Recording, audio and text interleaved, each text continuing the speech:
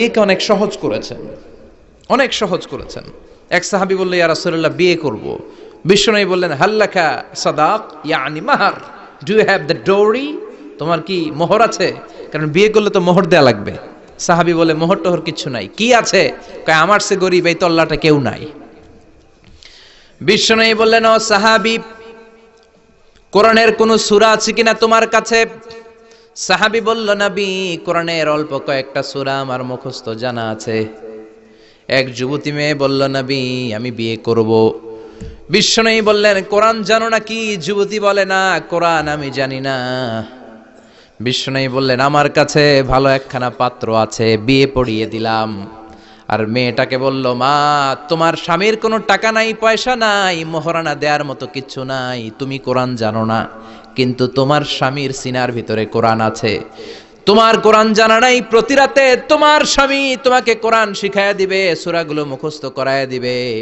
তোমাকে যে তোমার স্বামী কোরআন শিখায়া দিবে, এটাই হলো রে মা তোর বিয়ের মোহর। স্বামী তোমার টিচার, সে তোমাকে কোরআন শিখায় দিবে, এটা তোমার বিয়ের মোহর। সহজ হয়ে গেল না? কথা বলেন।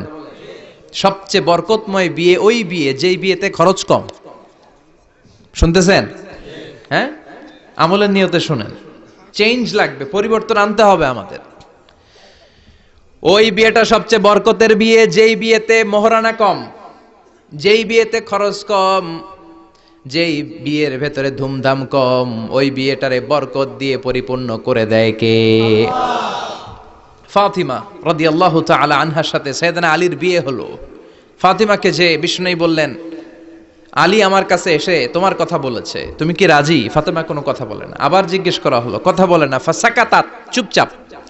তিনবার বিশ্বনবী জিজ্ঞেস করলেন, তিনবারই চুপচাপ। আসসুকুতু নিসফুর রিদা, মেয়েদের চুপ থাকা সম্মতির অর্ধেক। জোরে কোন ঠিক কিনা? কি লজ্জাবতী নারী, কিছু বলেই না, তার মানে বাবা যেটা ডিসাইড করবে ওইটাই। ফাতেমার সাথে সাইয়েদনা আলীর বিয়ে হয়ে গেল। সামান্য কিছু কাপড় পেয়েছেন, সামান্য কিছু দিরহাম পেয়েছেন, সামান্য কিছু মোহরানার বিনিময়ে বিশ্বনবীর কন্যা সাইয়্যিদাতু নিসাই আহলিল জান্নাহ, সব নারীদের সর্দারিনী, যে ফাতেমা জান্নাতের দরজার ভেতরে ধাক্কা না দিলে কোনো নারী জান্নাতে প্রবেশ করতে পারবে না। সামান্য কিছু মোহরানার বিনিময়ে বিয়ে হয়ে গিয়েছে। কোন সুবহানাল্লাহ।